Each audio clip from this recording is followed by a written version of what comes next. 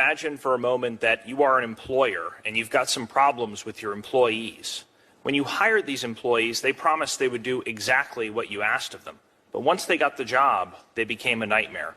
They stopped listening to you and started using the job to line their own pockets. They took the company credit card and racked up more debt than you could afford to pay back. They became so obsessed with keeping their jobs that they forgot to do their jobs. And after all that failure, all that disappointment, and all that incompetence, your employees came to you and said, "We deserve a raise." If you're a reasonable person, that should make your blood boil. And yet, that is exactly what it feels like to be an American taxpayer.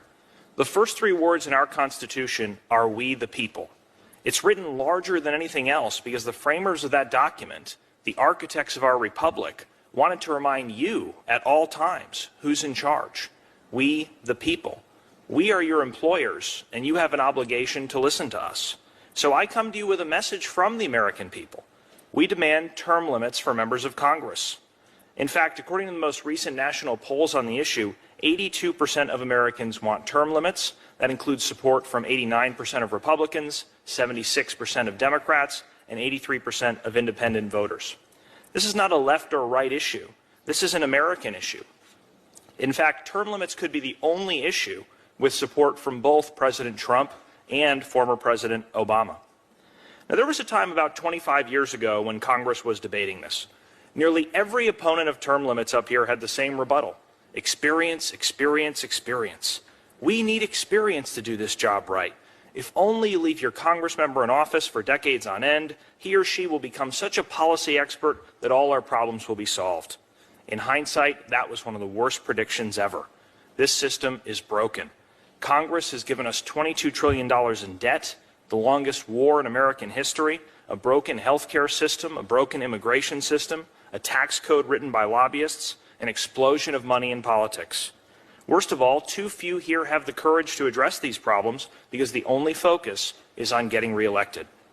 That's why it comes as no surprise that Congress has a 14% approval rating, and 60% of Americans say that they would fire every single member of Congress if they could. Congress is less popular than traffic jams, root canals, and hemorrhoids. You're beating head lice, but the lice have asked for a recount. Unfortunately, elections alone cannot fix this problem. Not because voters like you guys so much, but due to the nearly unbreakable power of incumbency. At the same time members of Congress publicly claim elections are free and fair, they secretly deploy every trick in the book to keep power. Incumbents get $9 in special interest money for every dollar that goes to a challenger. And if incumbents are having difficulty raising money, not to worry, they're allowed to send campaign-style mailers at taxpayer expense. That's to say nothing of all the free media and name recognition politicians naturally get just for being in office. The incumbent advantage creates a barrier to entry for everyday Americans without the connections to fund a campaign. It is the case for term limits. Elections may in theory be capable of dethroning incumbents, but that isn't how it works in the real world. Congressional incumbents have a 98% re-election rate. That probably explains why Congress looks more like a country club than a melting pot. It's predominantly made up of lawyers and politicians. Term limits would give us a legislature that better reflects the diversity of our society. The message long-term incumbents send to young people like me seems to be, we want you just close enough to the political process to help us win, but don't get too close and take our jobs. The American people have lost confidence in this Congress, and for good reason. We routinely see abuses of power.